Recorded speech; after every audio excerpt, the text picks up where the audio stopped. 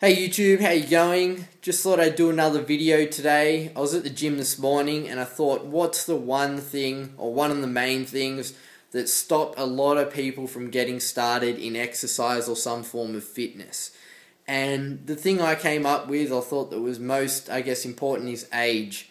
You see a lot of people out there who go, I'm 30, or I'm 40, or I'm 50. There's no point me starting exercise now because what's the point?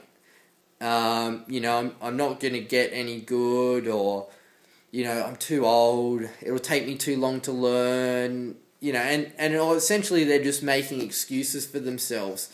And when I first started my fitness journey, I only do things that I'm passionate about, so that's the key. As my brother's just recently said in his video that he put up, you got to do something you're passionate about. And my first passion, once I got back into this kind of lifestyle, being fit and healthy, that kind of thing, was soccer. So I love soccer and I played it for a number of years. I've only just stopped because I'm now focused on another passion, which is ultramarathons and, running kind of crazy events.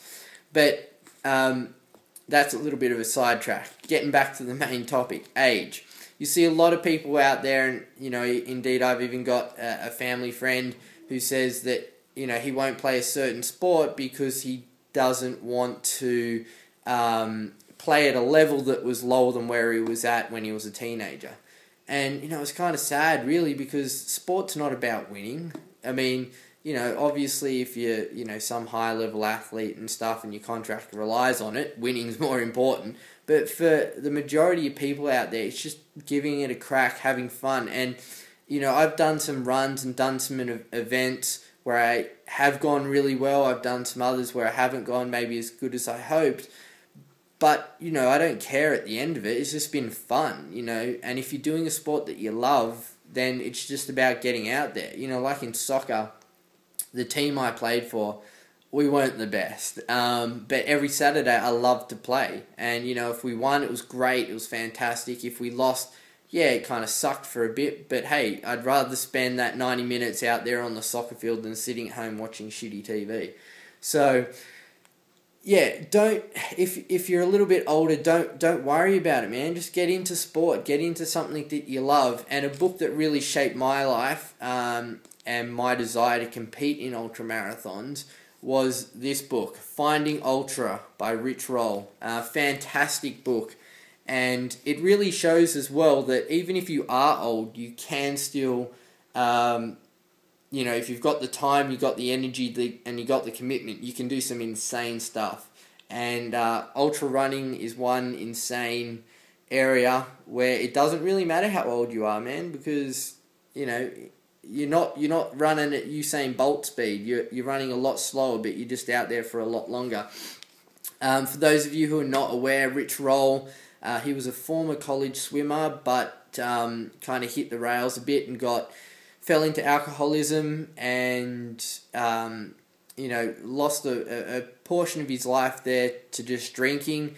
He kind of got his life on track and managed to get through uni and became a lawyer, but the bottle was always there for him and kind of the wheels fell off a few more times.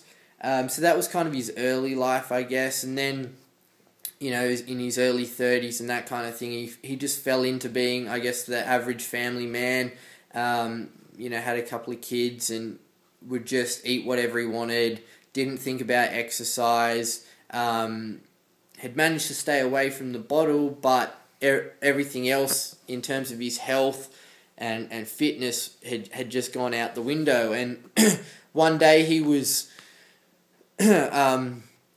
walking up the stairs after putting his kid to bed, or to put his kid to bed, and he was out of breath, and he was 40 years old, walking upstairs out of breath, and kind of felt some pain in his chest or something. I can't remember exactly. Let me just read here.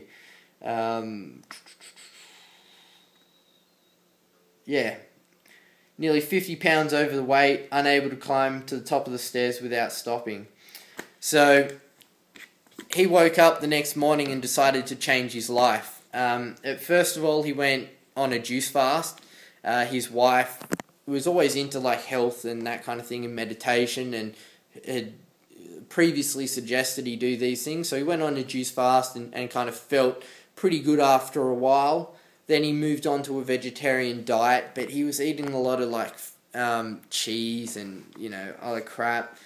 So he wasn't 100%. And he was about to chuck in the towel, and he thought, no, you know what? I've always done everything either 100% or nothing, so I'm going to go vegan. And that's when he just went, like, improved dramatically. He just went vegan and just immediately started noticing the health benefits. He felt better, more energy, everything that, you know, you'd want to feel. Coming into middle age, this guy was feeling. He was feeling great.